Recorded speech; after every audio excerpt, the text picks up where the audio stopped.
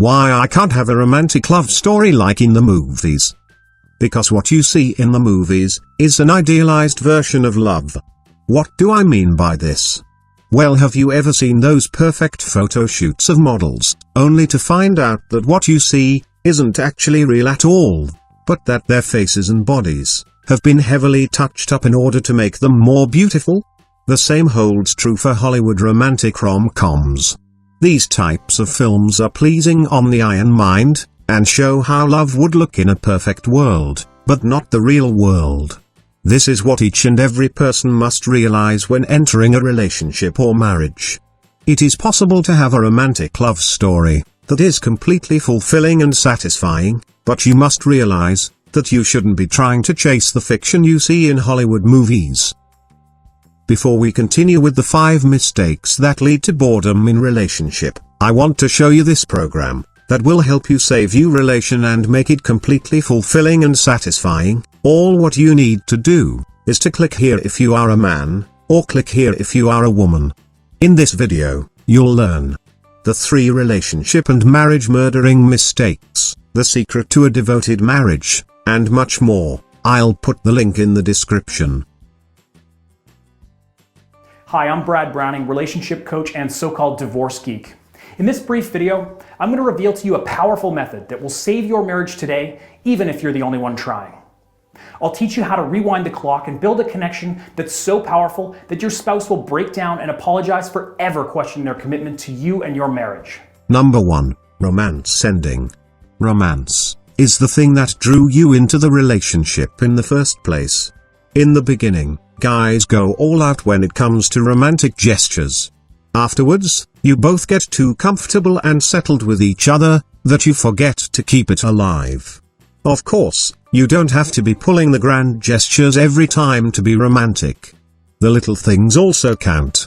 A gratitude text message during the day, buying a card when it's not expected, flowers, dinner and lunch dates, or any other romantic gesture. Number 2. Going with the flow. Well, you don't have to always go with the flow. Agreeing to whatever your partner says could be fun at times, but it's also equally important to learn to agree to disagree. Speaking your mind, and having opinions, are key to a strong relationship. On some days let your partner make the decision, on other days you call the shots. Repetition of a schedule can get monotonous. Number 3. Ignoring each other. While you should obviously feel free to check your email, or scroll through social media, one mistake many couples make is doing so too often, and accidentally ignoring each other as a result. I find that technology can create disconnect and boredom, so I encourage couples to put the phones down from time to time, and engage in conversation, or listen to music that can connect them. Whether you're eating dinner together, going on a date, or just hanging out, give each other your full attention. You never know what new things you'll learn about each other, if you truly listen. Number 4. Never taking time for yourself. In a similar vein, it's easy for people who are part of a couple to forget about their own individual lives. So don't forget that your hobbies and side projects still matter, especially if you're feeling bored in your relationship. If you are bored in your life, if you don't have activities that engage you as an individual, that boredom will bleed over to the relationship, or it will put unfair pressure on the relationship. The relationship is not the only source to rescue you from life boredom. Both of you need to make sure you've still got stuff going on outside the relationship, in order to keep things fresh. Do you have hobbies, friends, activities, career, etc. that engage you? You each must have that. 2 individuals who are engaged in life in addition to their lives together, are far less likely to get bored. Number 5. Security can lead to boredom. It is normal to reach this level of security in a relationship. The longer you're with somebody, the more you get to know them and what to expect from them. This level of familiarity is the cause of relationship boredom. Although security is definitely something you want with your significant other, what you don't want is the boredom. One of the biggest mistakes a couple can make is believing that their predictability makes up for the loss of intimacy or excitement they used to feel together. Why? because this boredom increases your chances of losing the love between you. When a couple starts to settle for feeling safe and secure, they believe nothing in the world can tear them apart. And this sense of confidence means they often stop putting effort into their relationship. Instead, their shared life becomes automatic, occurring without too much thought or investment, and becoming indifferent. The last thing you want is to be in an indifferent romantic relationship. With indifference comes a whole slew of other feelings, like annoyance and irritation, which in turn prompts arguments.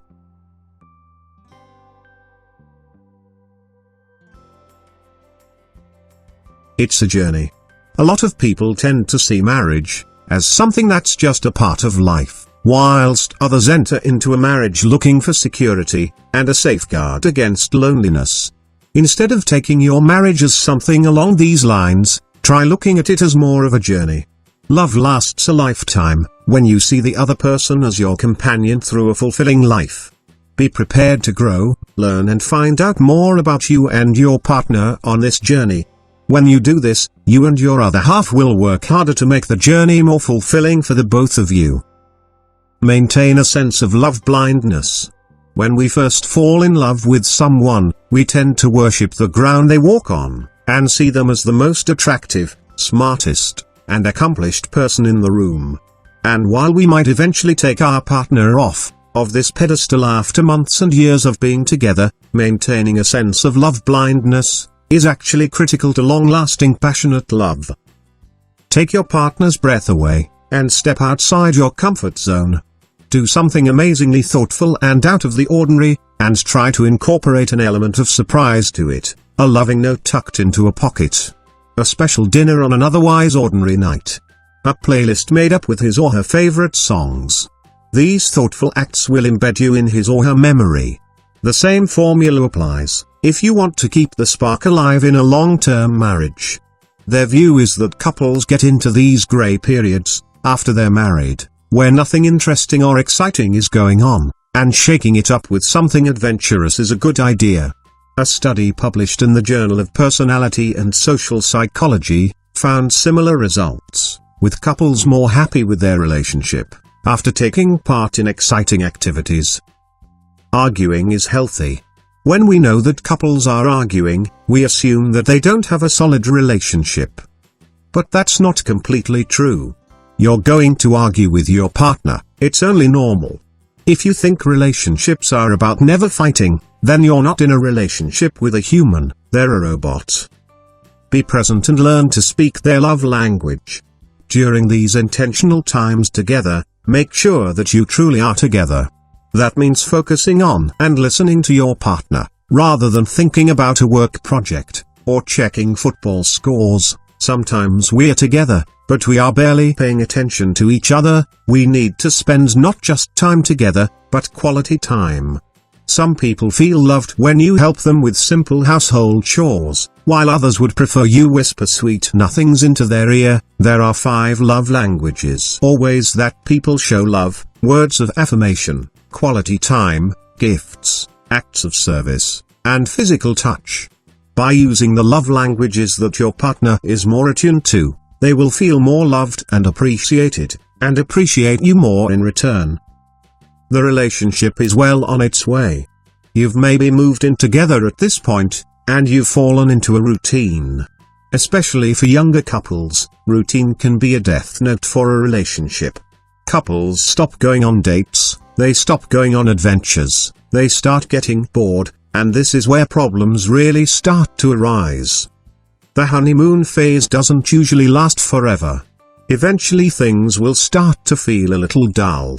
If you've got an open line of communication, you'll be able to talk to your partner about these things, to suggest new ideas, new adventures, new dates.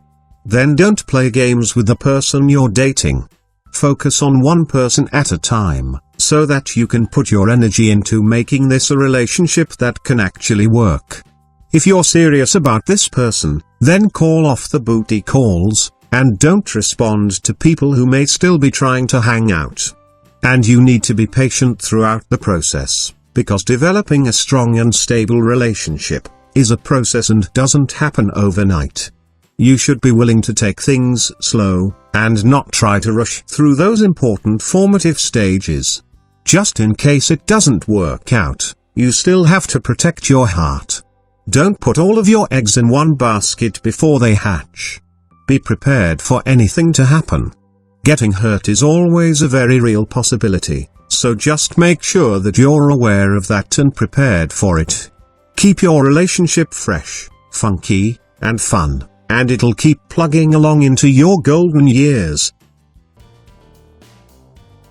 I hope you enjoyed the video. If you find it useful, don't forget to share it, and make sure to subscribe to see more video in the future. Thanks for watching, and see you soon.